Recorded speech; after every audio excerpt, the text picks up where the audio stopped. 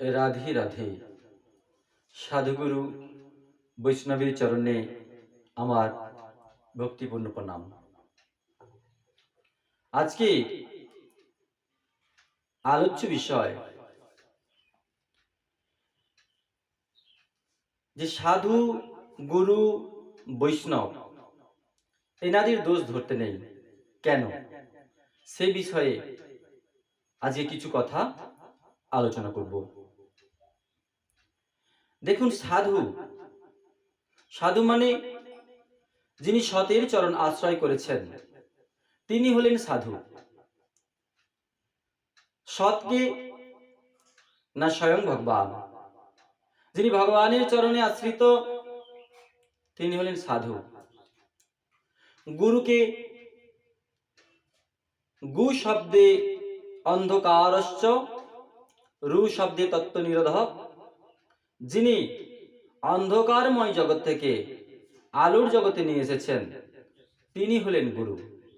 এক কথায় বলা যায়, যিনি ভগবানের সঙ্গে আমাদের যে একটা সম্পর্ক আছে সেই সম্পর্কের মাধ্যমটাকে যিনি যোগাযোগ করিয়ে দিয়েছেন, যিনি চিনিয়ে দিয়েছেন।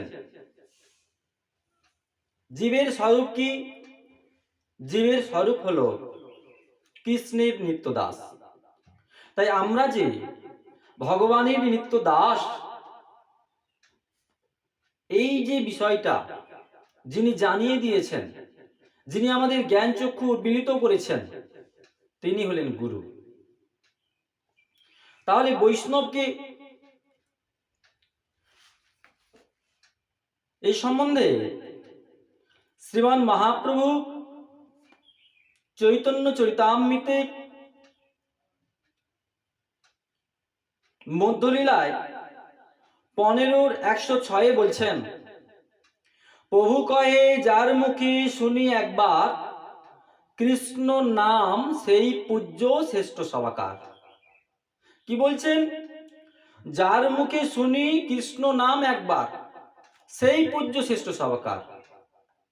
তবে সেই কৃষ্ণ নামটা কেমনতর ব্যক্তির মুখ থেকে হওয়া উচিত? কার মুখ থেকে শুনলে আপনার সেই নামটা শুদ্ধ নাম শ্রবণ করা হবে, সেজনকে বৈষ্ণব বলে গণ্য করা হবে? কাকে? পরের লাইনে বলছেন, অতএব যার মুখে এক কৃষ্ণ নাম, সেই তো বৈষ্ণব করিও তাহার সম্মান। অতএব যার মুখে এক কৃষ্ণ নাম, অর্থাৎ যিনি একমাত্র কৃষ্ণ কথা ছাড়া অন্য কথা আলোচনা করেন না, যিনি একমাত্র কৃষ্ণ চিন্তা ছাড়া, কৃষ্ণ স্মরণ ছাড়া অন্য কথা কখনোই ভাবতেও পারেন না, তিনি হলেন বৈষ্ণব। যিনি অন্য দেবদেবীর ভজন সাধন করেন, অন্য দেবদেবীর কথা বলে বেড়ান, সঙ্গে আবার কৃষ্ণ পুজোও করেন, তিনি বৈষ্ণব না। জয় রাধে। তাহলে সাধুগুরু বৈষ্ণব এনাদের দোষ ধরতে নেই কেন, এ বিষয়ে একটা কথা বলি। সাধুগুরু বৈষ্ণব এনারা হলেন ভাজা ছোলার মতো। ভাজা ছোলায় যেমন আপনি শত চেষ্টা করলেও তার থেকে অঙ্কুরোদ্গম করতে পারবেন না, কারণ তার মধ্যে সমস্ত রস শুকিয়ে গেছে, অঙ্কুরোদ্গমের ক্ষমতা নষ্ট হয়ে গেছে। তেমনি সাধুর মধ্যে যে সমস্ত কামনা বাসনার রস ভজনের মাধ্যমে, নিষ্ঠার মাধ্যমে সেই পাপগুলো দূরীভূত হয়ে গেছে। তাই যেমন ভাজা ছোলার থেকে অঙ্কুরোদ্গম কখনোই হবে না, শত চেষ্টা করলেও হবে না, তেমনি সাধুগুরুর কোনোদিন অপরাধ হবে না। তাদের দেহটা পরিপক্ক হয়ে গেছে, ভজনের দ্বারায় সেই দেহে কখনো পাপ অবস্থান করতে পারবে না। পাপ সে দেহ থেকে প্রকাশিত হতে পারবে না। সাধুগুরু বৈষ্ণবকে পাপ স্পর্শ করতে পারবে না, তাদের সে শক্তি অর্জন হয়েছে। তাহলে আমাদের বেলায় কেন না? আমাদের ভজন সাধন হলো ওই কাঁচা ছোলার মতো, নানা রসে ডুবে রয়েছি। জগতে যা দেখছি, জগৎ সংসারে, এই মাইক সংসারে যা দেখছি, সেইগুলিকেই ভোগ করবার বাসনা জাগছে। চোখের দৃষ্টি, মনের আশা, এইসব পূরণ করতে গিয়ে আমাদের ভজন বড় কাঁচা হয়ে পড়েছে। তাই কাঁচা ছোলায় যেমন অঙ্কুরোদ্গম সহজেই হয়, তেমন আমাদের মধ্যে পাপ প্রকাশিত হতেই পারে, পাপ প্রতিষ্ঠান করতেই পারে। তাই সতীর চরণ আমাদের আশ্রয় করতে হবে। যেমন এ বিষয়ে একটা কথা বলি, হরিদাস ঠাকুরের কাছে লক্ষ্মীরা এসেছিলেন, এটা আপনারা জানেন। তো লক্ষ্মীরার মনে কি ছিল? সাধুকে তার রূপের জালে, তার প্রেমের জালে ফাঁসিয়ে তার ভজনটা নষ্ট করতে হবে। কিন্তু সাধুর যে ভজনের তীব্রতা, ভজনের যে প্রভাব, সেই প্রভাবের ফলে লক্ষ্মীরার মতো এমন সৌন্দর্য, এত রূপবতী, সেদিকে তার দৃষ্টি গেল না, তাকে স্পর্শ করতে পারল না, তাকে বশ করতে পারল না। এটা কেবল শুধু ভজনের ফলেই হয়। সাধুগুরুকে পাপ কখনোই স্পর্শ করতে পারবেন না। আপনারা একটু ভাগবতের দিকে যদি দেখেন, ঋষি পরাশর তিনি যখন নৌকো পারাপার হচ্ছিলেন, তিনি ভাবলেন, প্রথমে বলি, নৌকো পারাপারের সময় তিনি দেখলেন এক ধীবর কন্যা নৌকোটা খেয়া পারাপার করছেন। তো তিনি তাকে দেখে তার ভালো লাগলো। তিনি মনে মনে ভাবলেন যে এই যে সময়টা, এই সময়টা খুব শুভ সময়। এই মুহূর্তে যদি কেউ জন্মগ্রহণ করে, পৃথিবীতে আসে, তাহলে তিনি হবেন এই সমাজের মঙ্গলদাতা, কল্যাণকারী, তার দ্বারাই জগতের মঙ্গল হবে। এইরূপ চিন্তা করে তিনি মৎস্যগন্ধাকে মন ইচ্ছা প্রকাশ করলেন। তো মৎস্যগন্ধা এই বিষয়ে তাকে বলেছিলেন কি, যে আমার গর্ভে যদি এই সময় সন্তান আসে, তাহলে তো আমি সমাজে মুখ দেখাতে পারবো না, আমি তো কুমারী। কিন্তু পরাশর ঋষি বলেছিলেন, না, আমার কৃপায় তোমার গর্ভে সন্তান আসবে ঠিকই, কিন্তু জগতে তুমি চিরকুমারী হয়ে থাকবে এবং এতে তোমার কোনো দোষ হবে না, আর সেই সন্তান জগতের মঙ্গল কামনা করে বেড়াবে। তাহলে সাধুর কৃপা দেখুন, সাধুর কৃপায় তো কলঙ্কিত হতে পারত, কিন্তু সাধুর কৃপা গুণে তিনি কলঙ্কিত হলেন না। এটা সাধুর মাহাত্ম্য।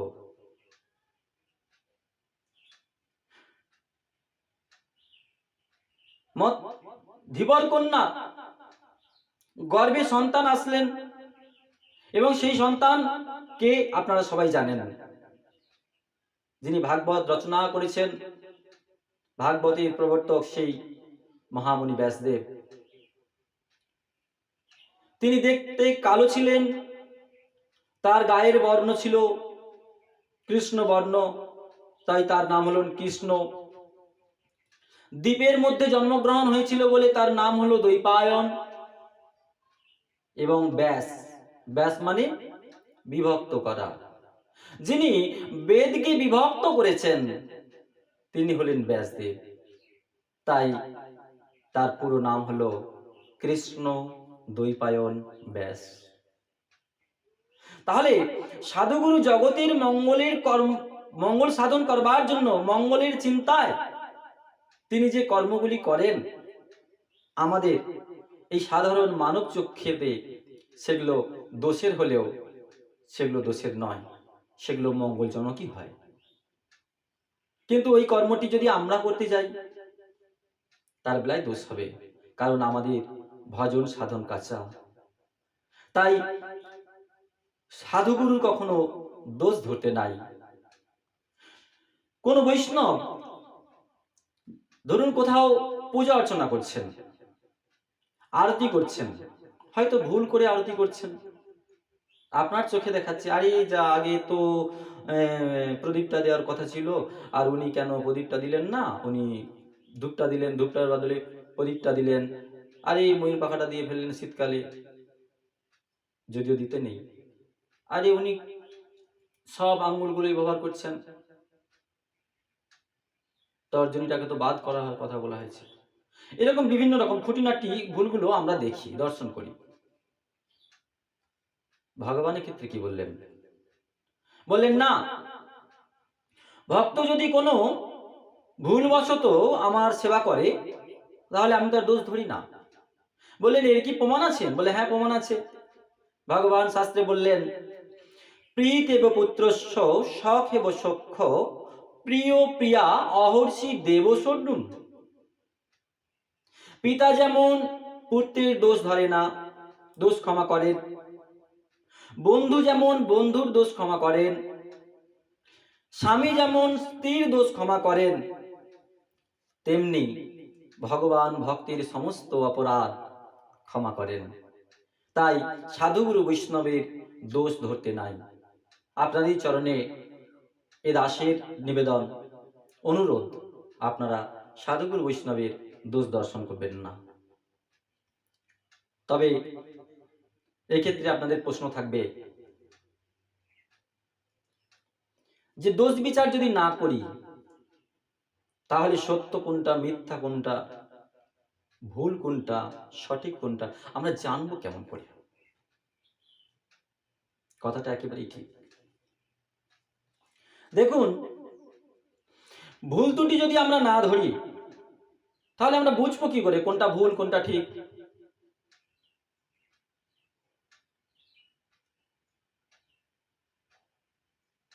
সাধুগুরু বৈষ্ণবের ভুল হয় না, এটা ঠিক, কিন্তু যেনারা ভণ্ডামি করে বেড়ান, সাধু সেজে বেড়ান,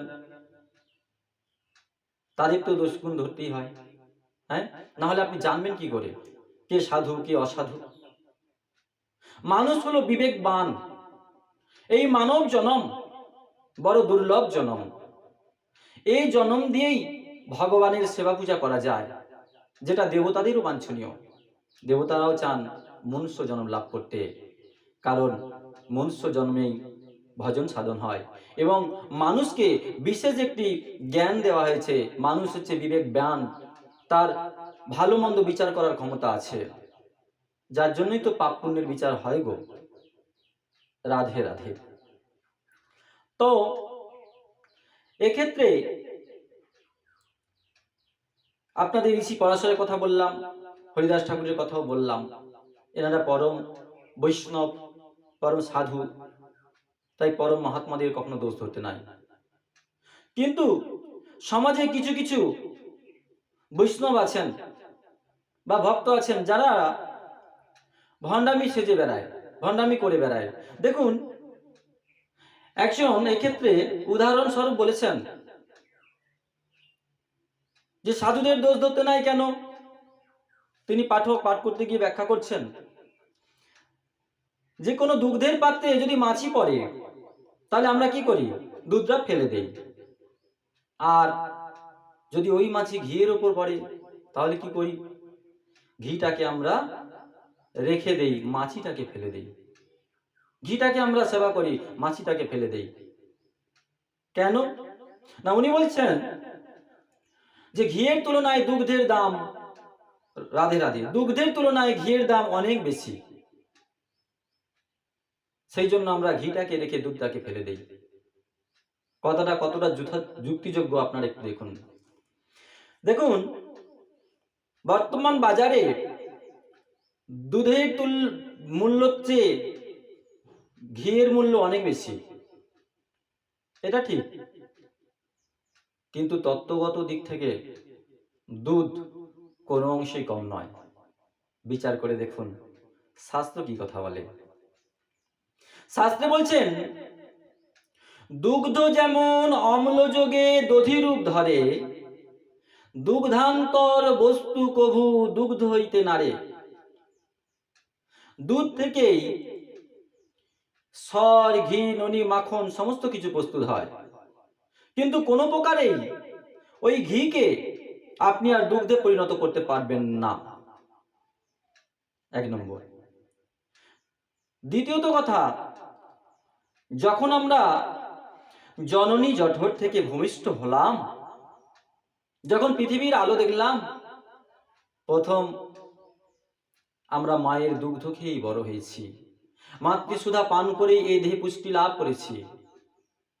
যখন আমরা বড় হচ্ছি ধীরে ধীরে, আমাদের মাতৃদুগ্ধেও আর পেট ভরছে না, তখন আমরা গাভী মাতার দুধ পান করেছি। গাভী মাতার সারা শরীর পবিত্র, শুধু মুখটা বাদে। তো যাই হোক, সেই দুগ্ধ যদি না থাকতো তাহলে আমরা বেঁচে থাকতে পারতাম না। তাহলে দুগ্ধের মান কি করে কম হয় বলুন? দুগ্ধের মূল্য কি করে কম হয় বলুন? এক নম্বর। দু নম্বর।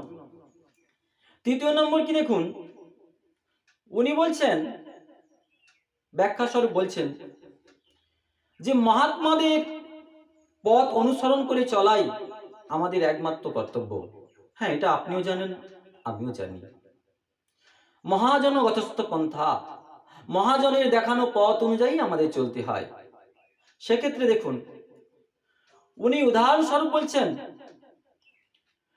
যে রবীন্দ্রনাথ ঠাকুর হয়ে দেখা, রবীন্দ্রনাথের ভুল দেখি, বিদ্যাসাগরের ভুল দেখি। আরে সাধুদের দোষ ধরবি কেন? তুই আগে বিদ্যাসাগর হয়ে দেখা, তুই আগে রবীন্দ্রনাথ ঠাকুর হয়ে দেখা। এখানে জানি না উনি মহান্তগণের, মহাত্মাদের বর্ণনা করতে গিয়ে উনি রবীন্দ্রনাথ ঠাকুর এবং বিদ্যাসাগরকে কেন টানলেন? যাই হোক, মহাজনগতস্থ পন্থা যখন উনি বললেন, তো আমরা একটু দেখে নেই যে মহাজনের মধ্যে রবীন্দ্রনাথ ঠাকুর এবং বিদ্যাসাগরের নামটা উল্লেখ আছে কিনা। জয় রাধে। উনি যে কথা বলতে চাইছেন সেই কথাটাকে নিয়ে আমি বলছি আর কি। জয় রাধে। মহাজনের যেই পথ তাতে হব অনুরত, পূর্বাপর করিয়া বিচার, সাধন স্মরণ নীলা ইহাতে না কর হেলা, কায় মনে করিয়া সুসার, অসৎ সঙ্গ সদা ত্যাগ, ছাড়ো অন্য গীত রাগ, করিমি জ্ঞানী পরিহরি দূরে, কেবল ভকত সঙ্গ, প্রেমে ভক্তি রসরঙ্গ, লীলা কথা ব্রজরসপুরে। কেবল ভকত সঙ্গ। রবীন্দ্রনাথ ঠাকুর কেমনতর ভক্ত ছিলেন আমার জানা নেই, বিদ্যাসাগর মহাশয় কেমনতর ভক্ত ছিলেন আমার জানা নেই, আপনারাই বলতে পারবেন। তবে একটা কথা বলি, ওনারা কিন্তু আমাদের সম্মানীয়, ওনাদের সম্মান করা অবশ্যই কর্তব্য। কিন্তু যখন আপনি মহাজনগতস্থ পন্থা বললেন, মহাজনের কথা বললেন, এনারা কি মহাজনের তালিকায় পড়েন? সেক্ষেত্রে আমরা দেখে নেই যে মহাজন কাদের বলা হয়। বলছেন ভক্তিপথের সিদ্ধ আচার্যগণ যেনারা, তেনারা হলেন মহাজন। যেনাদের মধ্যে ভক্তি আছে, অর্থাৎ কৃষ্ণের প্রতি প্রীতি সাধন করবার ইচ্ছা আছে, তেনারা হলেন ভক্তিপথের সিদ্ধ আচার্যগণ। ভুল হলে ক্ষমা করবেন। এবার বলছেন কি না, পূর্বাপর করিয়া বিচার। পূর্বাপর কথাটির মানে এখানে কি দাঁড়াচ্ছেন? বলছেন পূর্বাপর মানে দণ্ডকারণ্যবাসী মুনিগণ। সেখানে কয়েকজনের নাম মহাজনদের উল্লেখ করেছেন, চন্দ্রকান্তি, জয়দেব, বিদ্যাপতি, চণ্ডীদাস, বিল্লমঙ্গল আদি পূর্ব মহাজন, আদি পূর্ব মহাজন। আচ্ছা, আদি মানে এই দণ্ডকারণ্যবাসী এই যে মহাজন, এনাদেরও পূর্বে যেনারা রয়েছেন মহাজন, তাদের কথা বলা হয়েছে। এবং সরগোস্বামী পরম্পরা যে সমস্ত মহাজন। আচ্ছা, একটা কথা বলি, মহাজনগতস্থ পন্থা, মহাজনের দেখানো পথ অনুযায়ী আমাদের চলতে হয়। আপনি বলুন তো, আমরা যারা স্বরগোস্বামীর সেবা করি, আপনারা দেখেছেন স্বরগোস্বামীর তাদের আচার আচরণ, তারা দেখতে কেমন? আমার তো সঙ্গলাভ হয় নাই, আলেখ্যতে দেখেছি। সেখানে দেখেছি কি হাঁটুর উপরে তাদের বস্ত্র, শুক্ল বস্ত্র পরিধান, হ্যাঁ, নামের মালা, নামের ঝোলা, সমস্ত কিছু ধারণ করে আছেন, দেখেছি তো, বা তাদের সেবাও করি। তো যিনি এই কথাগুলি বলছেন, যে রবীন্দ্রনাথ ঠাকুর ব্যাখ্যা স্বরূপ দিচ্ছেন, বিদ্যাসাগর মহাশয়ের কথা তুলে ধরছেন, এনাদের কথা না বলে ইনি তো প্রকৃত মহাজনদের বর্ণনা দিতে পারতেন। তাহলে বোঝা যেত, বা আমরা মানুষরা জানতে পারতাম যে মহাজনদের আচরণগুলো কিরকম ছিল। স্বরগোস্বামীকে দেখে আমাদের বোঝা যায় যে আমাদের চরিত্র, আমাদের আচরণটি কেমন পালন করা উচিত। আর যিনি বক্তব্য দিচ্ছেন, ইনি কি করছেন বলা বাহুল্য, অপরাধ ক্ষমা করবেন, সাদা কাপড় নয়, সাদা পোশাক নয়, যখন পাঠক আসছেন তিনি যেন সিনেমার কোনো নায়ক রঙিন ড্রেস পরে, রং সঙ্গে ড্রেস পরে, ঝলমলে পোশাক পরে নিজেকে অভিনেতা হিসেবে সকলের সামনে উপস্থিত করছেন। তাহলে মহাজনক গতস্থা পন্থা আপনি মানছেন তো? তারপর কি না, এনারা যারা পাঠক, যাদের পা থেকে মাথা পর্যন্ত পুরোটাই ঠক, যারা লোক ঠকিয়ে বেড়ায় সমাজের চোখে, মানুষকে ভুজুং ভাজুং দিয়ে অর্থ উপার্জন করে নিয়ে যায়, রঙিন ড্রেস পরে আপনাদের মনের মতো, মনকে গলিয়ে দেওয়ার মতো অভিনয় করে, কথাবার্তা বলে লক্ষ লক্ষ টাকা নিয়ে যায়। তাহলে এনাদের দোষ ধরা কি আমাদের অপরাধ? একটু কথাগুলো চিন্তা করবেন। আমরা যারা দিনের পর দিন অনেক কষ্ট করে রোজগার করে অর্থ সংগ্রহ করি, আর এনারা এসে ভাগবতের নাম করে, প্রবচনের নাম করে, ভাগবতের সিদ্ধান্ত না তুলে ধরে এনারা ভুজুং ভাজুং দিয়ে আমাদের কাছ থেকে এই অর্থগুলি উপার্জন করে নিয়ে চলে যায়। আর আমরা ভাবি কি, আমরা তো ভগবত সেবায় দান করছি। তাই করজোরে অনুরোধ করি, সৎ পাত্রে দান করুন। হ্যাঁ, যখন আপনি আপনার কন্যার বিবাহ দেন, তখন আপনি যাচাই করেন তো পাত্র কি করে, পাত্র নেশাখোর জুয়ারি নয় তো? তাহলে পাত্র বুঝে আপনি দান করেন। শুধু তাই নয়, এইসব পাঠকেরা আহার শুদ্ধি নাই, যেখানে চা কফি খাওয়া নিষেধ, এনারা আসেন, চা কফি সেবা করেন, রঙিন পোশাক পরেন, বড় বড় বুলি আওড়ায়, আর নিজেদের দাবি করেন আমাদের 2.5 লাখ 3 লাখ দিতে হবে, তবে আমরা হরিকথা শোনাবো। যেখানে ভাগবতের সিদ্ধান্ত দেওয়া রয়েছেন যে হরিকথার বিনিময়ে কোনো অর্থ উপার্জন করার মতো জঘন্যতম পাপ আর হয় না। আমরা যারা বৈষ্ণব, আমাদের কর্তব্য হরিনাম বিতরণ করা। হ্যাঁ, মহাপ্রভু বলছেন, পৃথিবীতে আছে যত নগর আদি গ্রাম, সর্বত্র প্রচারিবে মোর এই নাম। আপনি প্রচার করুন। প্রচারের নামে ভণ্ডামি করছেন কেন বাবা? প্রচারের নামে আপনি ডাকাতি করছেন কেন বাবা? সবকিছু কাড়িয়ে নিয়ে চলে যাচ্ছেন কেন? আপনি বৈষ্ণব, আপনি হরিকথা শোনাবেন, অবশ্যই আপনাকে তার পারমার্থিক দক্ষিণা আপনাকে দেবে। যিনি হরিনাম করাবেন, কোন বৈষ্ণবকে এমনি খাটাতে নাই, যথাসাধ্য সাধ্য মতো তাকে তো অর্থ দান করতেই হয়, দক্ষিণা দান করতেই হয়, এবং তিনি দেবেন। তিনি আপনাকে তো বেকার খাটাবেন না। তারপরেও কেন আপনারা লুটপাট করে নিয়ে যান?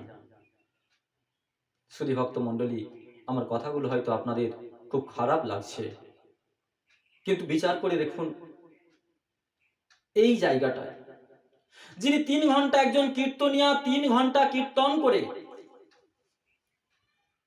70,000 80,000 টাকা আপনাদের কাছ থেকে নিয়ে যায়। আপনারা এ ঘর ও ঘর মাদুকরি করে একটু একটু করে সঞ্চয় করেন। তারা আপনাদেরকে কি কথা বলেন? পবিত্র কথা বলেন কি?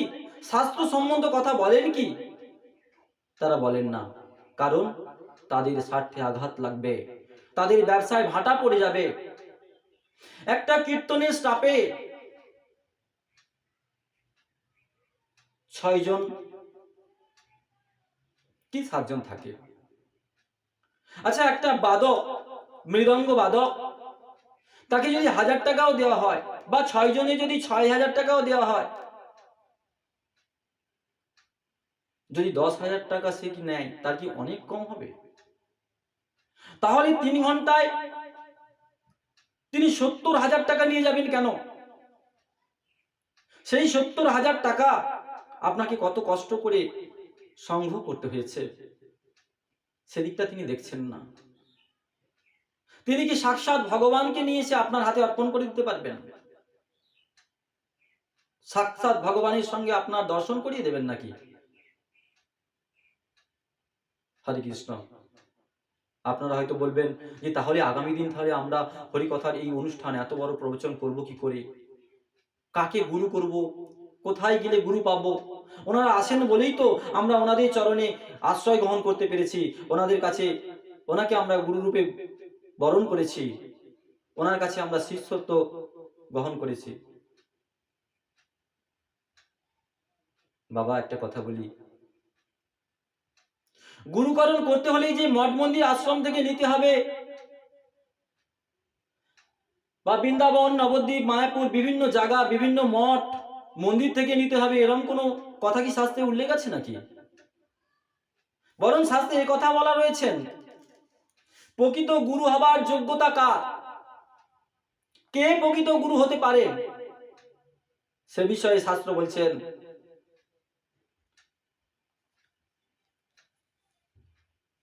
কিবা বিপ্র কিবা ন্যাসী শূদ্র কেনে নয়, যেই কৃষ্ণ তত্ত্ববেত্তা সেই গুরু হয়। যেজন কৃষ্ণ ভজন রসিক, কৃষ্ণ কথা বলে বেড়ান, সে আপনার পাশের বাড়ির ছোট ভাইও হতে পারে, পাশের বাড়ির আপনার থেকে বয়সে ছোট ছেলেটাও হতে পারে। তাকে গুরু করুন। সেই শুদ্ধ বৈষ্ণব যে ভজে তোমা লাগি, আপনার সুখ দুঃখে হয় ভোগ ভাগী। শুদ্ধ বৈষ্ণব তিনি, ভগবানের জন্য যিনি চিন্তা করেন, ভগবানের জন্য যিনি কাঁদেন, আর যিনি অর্থ উপার্জন করে স্ত্রী পুত্রের ভরণ পোষণ করেন হরিনামের বিনিময়ে, তার মতো জঘন্য পাপী আর পৃথিবীতে নাই। তাই সেই সব সাধুদের খপ্পরে আপনারা পড়বেন না। রাধে রাধে। আজকে এই প্রসঙ্গ এখানেই আলোচনা রাখলাম। যদি কোনো ভুল ত্রুটি করে থাকি আমায় ক্ষমা করবেন, ক্ষমা দৃষ্টিতে দেখবেন। রাধে রাধে।